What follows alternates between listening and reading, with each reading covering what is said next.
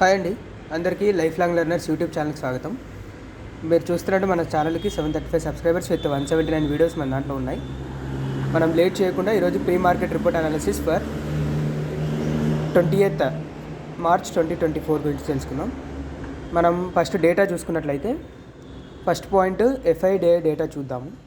Summary మనం చూసుకున్నట్లయితే except clients అంటే మనలాంటి రిటైల్ క్లయింట్స్ మాత్రమే, వాళ్ళందరూ స్ట్రాంగ్ బుల్లిష్గా ఉంటే FIIs ప్రో ట్రేడర్స్ ఇద్దరు కూడా మైల్డ్ బేరిష్ నుంచి స్ట్రాంగ్ బేరిష్గా ఉన్నారు. సో ఓవరాల్గా మార్కెట్స్ ఆర్ బేరిష్. దీన్ని బట్టి అర్థం చేసుకోవాలి. రిటైలర్స్ ఎప్పుడు సక్సెస్ అవ్వరా అని నేను చెప్పట్లేదు, but major times 70 to 80% of the times FIIs pro ఎటు సైడ్ ఉంటారో అటు సైడే మార్కెట్ మూవ్ అవుతుంది. కాబట్టి మీకు ఈ డీటెయిల్స్ చెప్తున్నాను. నెక్స్ట్ అనలైజ్లోకి వెళ్ళి ఓపెన్ ఇంట్రెస్ట్లోకి వెళ్దాం. మీరు ఇక్కడ చూసుకున్నట్లయితే 21,850 ఈరోజు రెసిస్టెన్స్ 21,850 దగ్గరనే ఉంది, అంటే ఇంకా పైన ట్రేడ్ అవుతుంది. మనం చార్ట్లో వెళ్ళి చూద్దాము. మనకు 21,950 అనేది ఇంపార్టెంట్ రెసిస్టెన్స్. వన్స్ అక్కడికి రీచ్ అయితే డెఫినెట్లీగా ఫాలో అయ్యే అవకాశాలు ఎక్కువ ఉన్నాయి నిఫ్టీ ప్రకారం. నెక్స్ట్ మనం బ్యాంక్ నిఫ్టీ చూసుకుందాం. బ్యాంక్ నిఫ్టీలో ఇమీడియట్గా 46,500 దగ్గర రెసిస్టెన్స్ ఉంది. ఇప్పుడు మార్కెట్ అబోవ్ ట్రేడ్ అవుతుంది, బట్ ఏదో ఒక పాయింట్ ఆఫ్ టైంలో ఖచ్చితంగా డౌన్ అయ్యే అవకాశాలు ఎక్కువ ఉన్నాయి. మనం FIDA డేటా మేజర్గా చూసుకున్నట్లయితే ప్రో ట్రేడర్స్ ప్లస్ FIIs ఇద్దరు కూడా స్ట్రాంగ్ బేరిష్గా ఉన్నారు. కాబట్టి మార్కెట్స్ని అప్ సైడ్ ఎక్స్పెక్ట్ చేయొద్దండి, డౌన్ సైడ్ అవకాశాల కోసం వెయిట్ చేసి చూడాలి. నెక్స్ట్ మనం డైరెక్ట్ ఇప్పుడు చార్ట్లోకి వెళ్ళిపోదాం.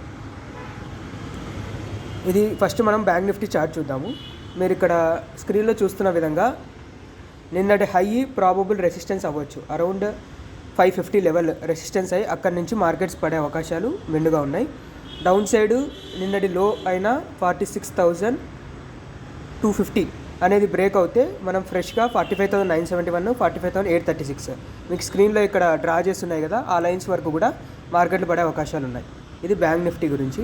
నిఫ్టీ ట్రేడ్ చేస్తున్న వాళ్ళ కోసం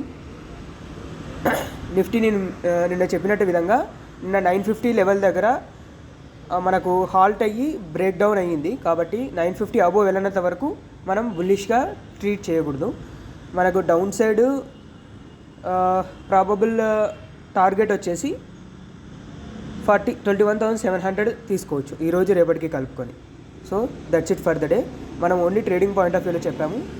సో ఇన్ కేస్ ఏదైనా న్యూస్ పాయింట్ ఆఫ్ వ్యూలో మార్కెట్ చేంజ్ అవ్వచ్చు. సో మీరు ట్రేడింగ్ నాకు తెలిసినంత వరకు టెక్నికల్ బేస్డ్గా వెళ్తేనే మన సక్సెస్ రేట్ ఎక్కువ ఉంటుంది.